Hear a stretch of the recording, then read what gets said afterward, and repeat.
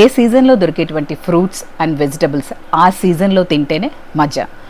ఫ్రెష్గా ఉంటాయి, ఈజీగా దొరుకుతాయి, ఎక్కువ మందులు వాడవలసిన అవసరం లేదు, స్టోర్ చేయవలసిన అవసరం అంతకంటే లేదు.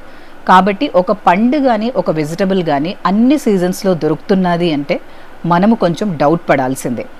అలా దొరికేలాగా చెయ్యాలి అంటే ఎన్ని ప్రిజర్వేటివ్స్ యాడ్ చేయాలి, ఎన్ని కలరింగ్ యాడ్స్ చేయాలి, ఎన్ని ఎమల్సిఫైయర్స్ యాడ్ చేయాలి.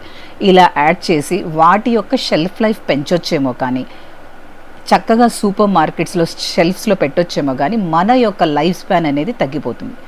కాబట్టి ఏ సీజన్లో దొరికే ఫ్రూట్ వెజిటబుల్స్ ఆ సీజన్లోనే తీసుకోవాలి. Go regional and seasonal. మరి ఈ సీజన్లో విరివిగా దొరికేటువంటి తాటి నుంజలతో ఒక చక్కని చల్లని రెసిపీని తయారు చేద్దామా? వీటికి కావాల్సిన ఇంగ్రీడియంట్స్: తాటి నుంజలు, కొబ్బరి పాలు తీసుకున్నామండి. ఇక్కడ నాన్ డైరీ మిల్క్.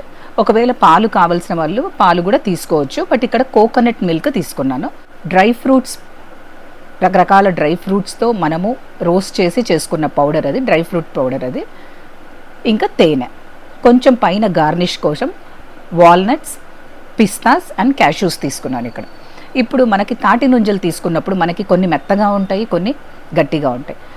ఇక్కడ గట్టిగా ఉన్న వాటిని మనము మిక్సీ జార్లో వేసుకొని మిక్సీ పట్టుకుందాము. మెత్తగా ఉన్న వాటిని సన్న పీసెస్గా కట్ చేసుకొని మనం ఆ ప్యూరీలోనే కలపొచ్చు. ఇప్పుడు గట్టిగా ఉన్నటువంటి తాటి నుంజల్ని, ఒక 2 to 3 తాటి నుంజల్ని మిక్సీ జార్లో వేసుకొని అందులో కొబ్బరి పాలు వేయాలి. ఇక్కడ చూపిస్తున్నట్టు పౌడరు ఇది మనము క్యాష్యూస్, పిస్తా, వాల్నట్, గసగసాలు, కొంచెం జాపత్రి, కుంకుమ పువ్వు ఇవన్నీ కూడా లైట్గా రోస్ట్ చేసి పొడి చేసి పెట్టుకుందాం. దీని గురించి నేను ఒక వీడియో కూడా చేశానండి, అది డిస్క్రిప్షన్లో లింక్లో ఇస్తాను. You please go through the video. ఆ పౌడర్ ఒక 2 టేబుల్ టీ స్పూన్స్ ఇందులో యాడ్ చేసి మీ టేస్ట్కి తగినట్టు కొంచెం జాగరీ కానీ లేకపోతే తేనె కానీ డేట్ సిరప్ కానీ యాడ్ చేసుకోవచ్చు. అంతే, మెత్తగా బ్లెండ్ చేసి ఒక కంటైనర్లో తీసుకోండి. ఇందులో ఇప్పుడు మనం సాఫ్ట్గా ఉన్నటువంటి వాటిని కట్ చేసి పెట్టుకున్నాం కదా తాటి నుంజల్ని, వాటిని మిక్స్ చేసేసి ఇప్పుడు మీరు మీ రిక్వైర్డ్ కంటైనర్స్లో దాన్ని వేసేసి చక్కగా పైన క్రష్ చేసినటువంటి డ్రై ఫ్రూట్స్ని, ఇక్కడ వాల్నట్స్, పిస్తా అండ్ బాదంని వేస్తున్నాను.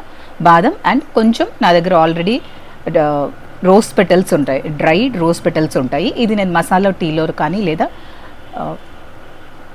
జ్యూసెస్లో కానీ వాడుతూ ఉంటాము. వీటిని పైన కొంచెం అలా డెకరేట్ చేసి ఫ్రిడ్జ్లో ఒక 1/2 hour to 1 hour పెట్టి తింటే ఆ టేస్ట్, ఆ మజానే వేరు. తాటి నుంజలతో ఇలా చక్కగా తయారు చేసుకుని ట్రై చేయండి.